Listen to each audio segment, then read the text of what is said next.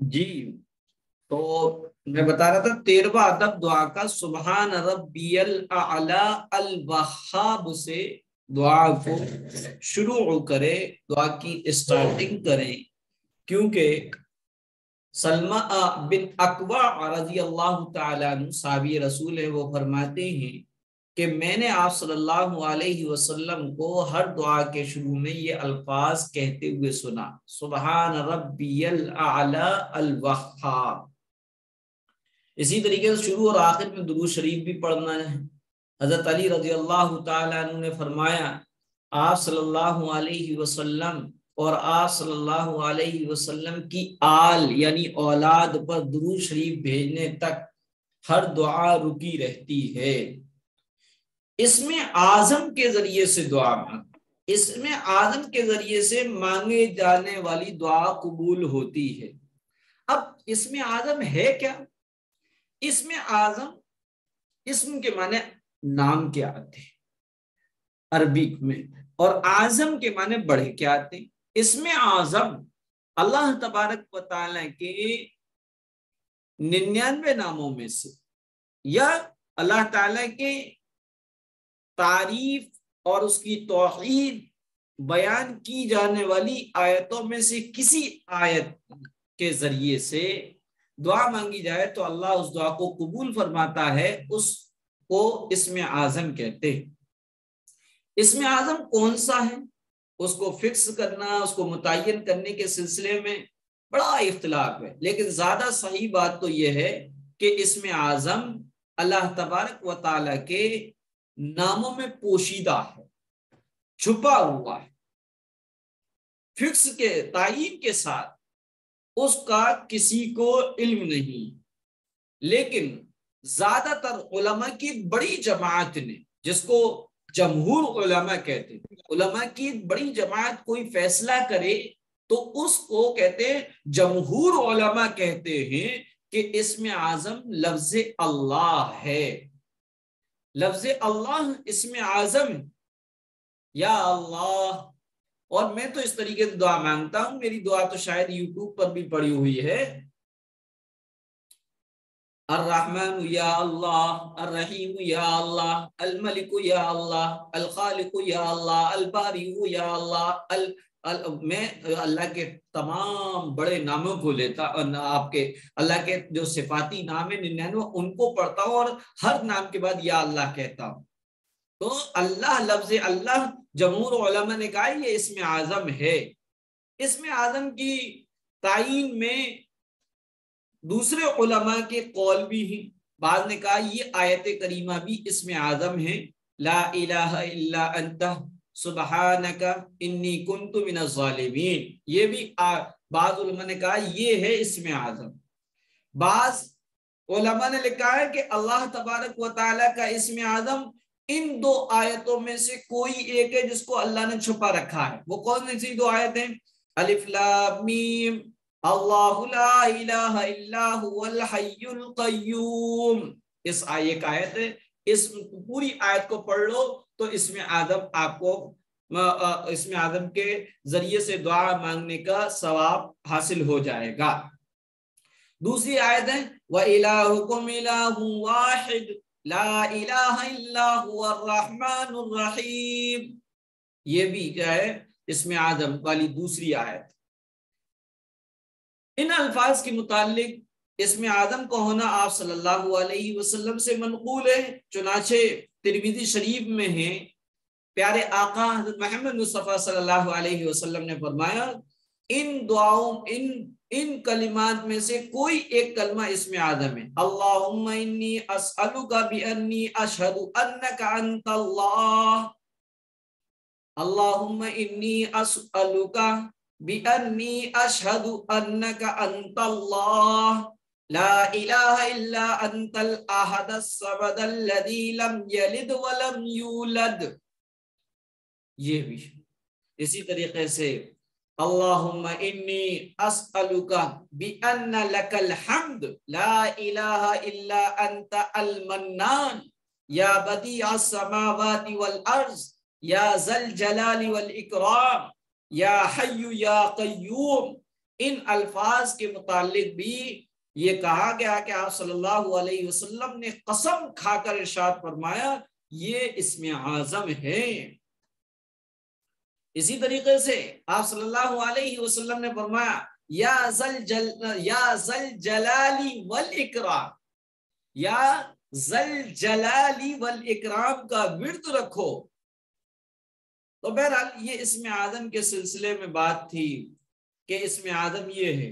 بہرحال تو یہ یہاں تک آپ کو تقریباً 16 دعا کے آداب آ گئے، اور بعد باقی کے رہ گئے وہ انشاءاللہ پھر دوسری کلاس میں۔ لیکن میں آپ سے یہ پوچھنا چاہ رہا ہوں کہ آپ کو وقفہ سوال جواب دے دیا جائے، یا پھر جو ہے یہ جو رمضان کی ایک اہم عبادت تراویح، اس کے بارے میں کچھ پڑھ لیا جائے، بتائیں آپ۔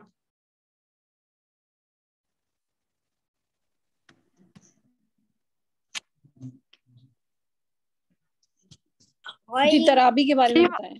تراویح کے بارے میں بتا دیجیے۔ چلیے اچھی بات ہے، ماشاءاللہ۔ سوال تو آپ واٹس ایپ پہ بھی پوچھ سکتے ہیں اور دوسرے وقت پہ بھی پوچھ سکتے ہیں۔ چلے تراویح کی اہمیت، سب سے پہلے میں تراویح کے سلسلے میں یہ بتا دوں کہ تراویح میں بعض لوگ تو یہ سمجھتے ہیں کہ تراویح 8 رکعت 20 رکعت ہے ہی نہیں۔ یہ غلط فہمی دور کرنی ہے، اور اس غلط فہمی میں غیر مقلد حضرات تو زور دے کر کہتے نہیں تراویح کی 20 رکعت نہیں ہے، 20 رکعت تو یہ بدعت عمر ہے، حضرت عمر کی بدعت ہے، حضرت عمر کا عمل ہے، نبی کا عمل نہیں ہے، اس لیے وہ 20 رکعت پڑھتے ہی نہیں ہے بلکہ 8 رکعت پڑھتے ہیں۔ اور صحیح کیا ہے؟ صحیح پوری بات آپ کو پتہ نہیں ہے۔ بعض لوگ یہ سمجھتے ہیں کہ تراویح کی نماز صرف اور صرف مردوں کے لیے، عورتوں پہ تراویح ہے ہی نہیں۔ تو یاد رکھیے گا تراویح کیا ہے۔ تراویح کی ایک نماز ہے جو سنت موقدہ ہے۔ فرق یہ ہے کہ مردوں کو جماعت کے ساتھ سنت موقدہ ہے، اور خاتون پر تنہا گھر میں پڑھنا سنت موقدہ ہے۔ ہاں البتہ اگر کسی دن کی قضا ہو جائے تو اس کو چھوٹ جائے تو اس کی قضا نہیں، کیونکہ سنتوں کی قضا نہیں ہوتی۔ حدیث شریف میں آتا ہے کہ جو شخص رمضان المبارک کی راتوں کو ایمان اور اخلاص کے ساتھ عبادت میں گزارے گا اس کے سب پچھلے گناہ معاف کر دیے جائیں گے۔ گناہ سے مراد گناہ صغیرہ ہے۔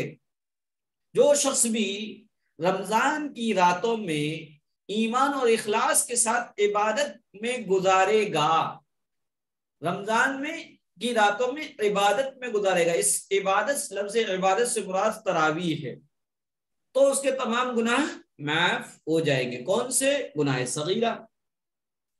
رمضان المبارک کی ایک امتیازی عبادت نماز تراویح، جو خاص رمضان المبارک کے مہینے میں پڑھی جاتی ہے، اس کے علاوہ نہیں پڑھی جاتی، جس کا نام نماز تراویح ہے، جو اپنی الگ شان رکھتی ہے۔ اس کے ذریعے رمضان المبارک میں مسجدوں کی رونق بڑھ جاتی ہے، اور عبادت کے شوق میں غیر معمولی اضافہ ہو جاتا ہے۔ حدیث شریف میں ہے کہ نبی اکرم صلی اللہ علیہ وسلم نے رمضان المبارک میں 3 دن مسجد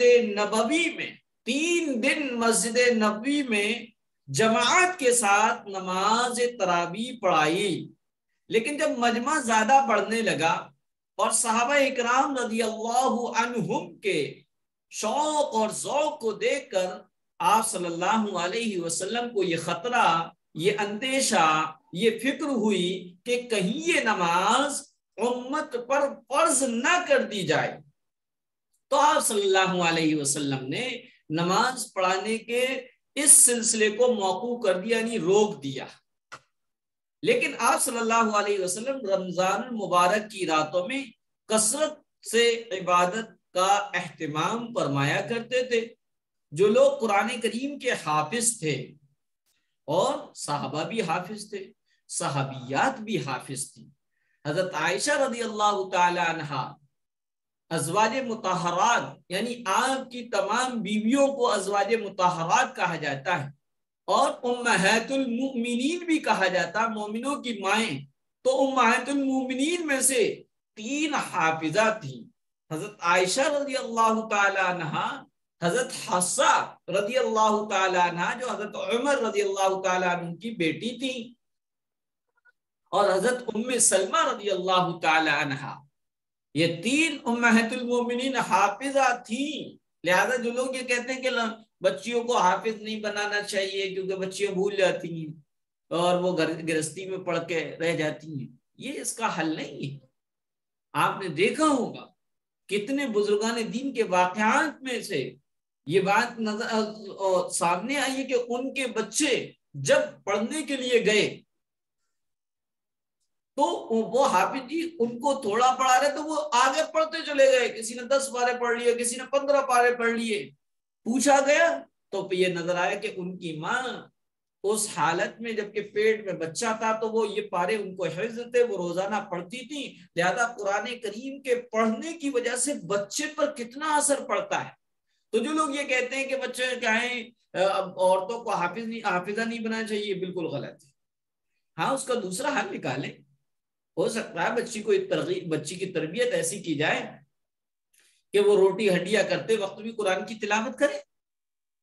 تو صرف یہ کہنا کہ بھول جاتی اس لیے حافظہ نہیں بنانا چاہیے، بلکہ حافظہ بنانا چاہیے، نہ بھولے اس کے لیے کوئی ترکیب نکالنا چاہیے۔ بہرحال تو جو لوگ قرآن کریم کے حافظ تھے یا حافظات صحابیات میں سے حافظہ تھیں، وہ خود نفلوں میں قرآن کریم پڑھتے، اور جو حافظ نہیں تھے وہ کسی حافظ کے پیچھے قرآن کریم سننے کی سعادت اور خوش نصیبی حاصل کرتے تھے۔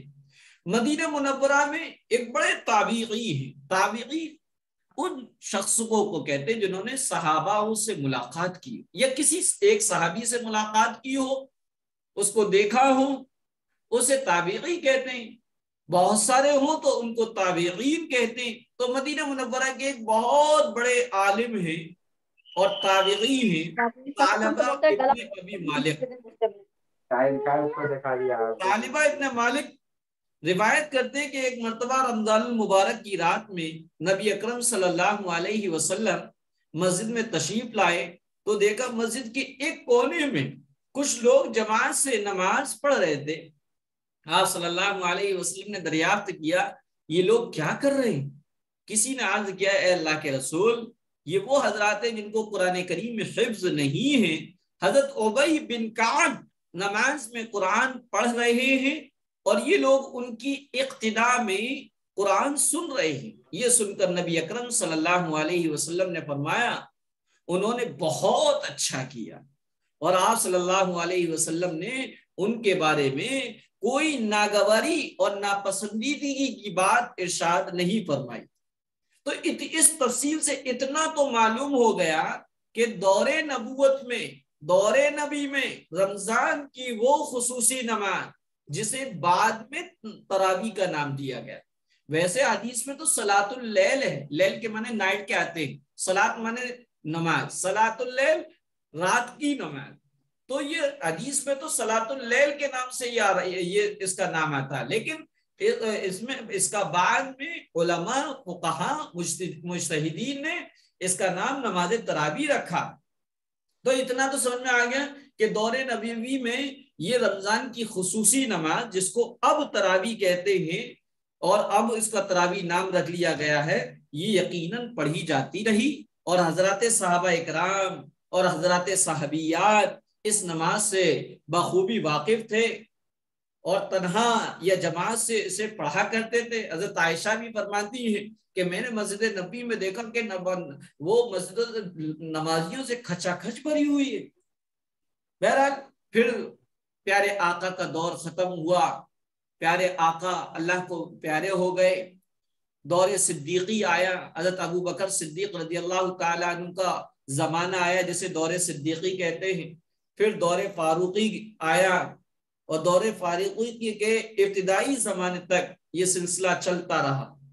اس کے بعد سیدنا حضرت عمر رضی اللہ تعالی عنہ جن کے بارے میں یہ کہا گیا لو کان نبیًا بعد لکان عمر، اگر میرے بعد کوئی نبی ہوتا تو وہ نبی عمر ہوتے. تو وہ حضرت عمر رضی اللہ تعالیٰ عنہ یہ دیکھ کر لوگ مسجد میں تنہا یا چھوٹی چھوٹی جماعت بنا کر تراویح کی نماز پڑھتے ہیں. آپ نے مناسب سمجھا کہ تراویح کی باقاعدہ جماعت قائم کرا دی جائے، کیونکہ جس خطرے کے وجہ سے اللہ کے رسول نے یہ نماز نہیں پڑھائی تھی اب وہ خطرہ ٹل گیا. کیوں؟ کیونکہ آپ کو یہ خطرہ تھا کہ یہ نماز فرض نہ ہو جائے. اب جب نبی نہیں رہے تو احکام بھی آنا بند ہو گئے، لہذا یہ نماز فرض تو ہو نہیں سکتی تھی. اس لیے آپ صلی اللہ علیہ وسلم کے دنیا سے پردہ کر جانے کے بعد یہ خطرہ تو ختم ہو گیا تھا. اس لیے آپ نے یعنی حضرت عمر رضی اللہ تعالیٰ عنہ نے صحابہ میں سے سب سے بڑے قاری، سب سے اچھا قرآن پڑھنے والے حضرت ابی بن کعب رضی اللہ تعالی عنہ کو تراویح کا امام مقرر فرمایا، اور صحابہ حضرت ابی بن کعب رضی اللہ تعالی عنہ کے پیچھے نماز تراویح پڑھنے لگے. حضرت یزید بن نعمان رضی اللہ تعالی عنہ فرماتے ہیں کہ صحابہ تابعین حضرت عمر کے دور خلافت میں رمضان کے مہینے میں 23 رکعت 23 رکعتیں یعنی 20 رکعت تراویح اور 3 رکعت وتر پڑھا کرتے تھے. اسی طریقے سے بخاری شریف کی شرح لکھنے والے ایک بڑے عالم حافظ ابن حجر وہ یہ حدیث نقل کرتے ہیں کہ حضور صلی اللہ علیہ وسلم 2 رات میں 20 رکعتیں پڑھائیں. حضور صلی اللہ علیہ وسلم نے اپنے دور میں 2 راتوں میں 20 رکعتیں پڑھائیں. جب تیسری رات ہوئی لوگ جمع ہوئے مگر حضور صلی اللہ علیہ وسلم تشریف نہیں لائے. پھر صبح کے وقت ارشاد فرمایا مجھے خیال ہوا کہ یہ نماز تم پر فرض ہو جائے گی، تم اس کو نبھا نہ سکو گے. خلاصہ یہ نکلا کہ 20 رکعت تراویح احادیث سے اور عمل صحابہ سے ثابت ہے، اور ہر دور میں مسلمان مرد عورت اس کو اہتمام سے ادا کرتے رہے ہیں. اس لیے ہمیں بھی اسے خوب اہتمام سے ادا کرنا چاہیے. رمضان المبارک کی راتیں نہایت قیمتی ہوتی ہیں، اس میں جتنی عبادت کی جائے کم ہے. نبی اکرم صلی اللہ علیہ وسلم اور صحابہ اکرام اور صحابیات رضی اللہ عنہن رات بھر عبادتوں میں مصروف رہتے تھے. ہم اگر تراویح کی 20 رکعت میں بھی سستی برتیں تو ہم سے زیادہ محروم کون ہو سکتا ہے. اللہ ہم سب کو رمضان المبارک کی راتوں میں عبادت کا خصوصی اہتمام فرمانے کی توفیق عطا فرمائے. اب جو لوگ رمضان المبارک کے مہینے میں 8 رکعت تراویح پڑھتے ہیں، 20 رکعت نہیں پڑھتے اور یہ کہتے ہیں کہ 20 رکعت اللہ کے رسول نے نہیں پڑھی ہے، وہ غلط ہے. اور لاجیکلی وہ بھی غلط ہے. کیوں؟ ایک یہ ہے کہ اگر واقعی اختلاف ہے حدیثوں میں، تو اگر یہ کہا جائے کہ 20 رکعت اگر پڑھ کے گئے اور حشر کے دن حساب و کتاب کے دن اللہ نے کہا بھائی نازیہ تم 20 رکعت کیوں پڑھ کے آئی، 8 تھی، تو نازیہ کہہ دیں گے یار اللہ 8 قبول کر لے اور 12 کو ہٹا دے. لیکن اگر نازیہ 8 پڑھ کے گئی اور اللہ نے کہا نازیہ تم 8 کیوں پڑھ کے آئی، 20 کیوں نہیں پڑھ کے آئی، تو اب وہاں پر 12 کہاں سے لے کر آئے. تو لہذا عقلی طور پہ 20 ہی، اور خود ہمارے لیے صحابہ آئیڈیل ہے، صحابہ کا عمل ہمارے لیے آئیڈیل ہے، اس لیے 20 رکعت ہی تراویح ہیں. رمضان المبارک میں اب تراویح کا وقت کیا ہے؟ رمضان المبارک میں کے مہینے میں عشاء کی فرض اور سنت نماز کے بعد وتر سے پہلے جو نماز پڑھی جاتی ہے اسے تراویح کی نماز کہتے ہیں. ہر عورت پر تراویح پڑھنا سنت موقدہ ہے. بغیر کسی پرابلم کے چھوڑ دینا والی عورت اور خاتون گناہگار ہوں گی. البتہ جس رات رمضان مبارک کا چاند نظر آ جائے اسی رات سے تراویح کی نماز شروع ہو جاتی ہے، اور عید کا چاند نظر آنے تک پڑھنا لازم اور ضروری ہوتا ہے. تراویح کا وقت عشاء کی نماز کے بعد سے صبح صادق تک یعنی سحری کے وقت تک رہتا ہے. بہتر یہ ہے کہ وتر تراویح کے بعد پڑھے جائے. لیکن اگر کوئی تراویح میں وتر پہلے پڑھ لے اور تراویح بعد میں پڑھے تب بھی درست ہے، تراویح ہو جائے گی۔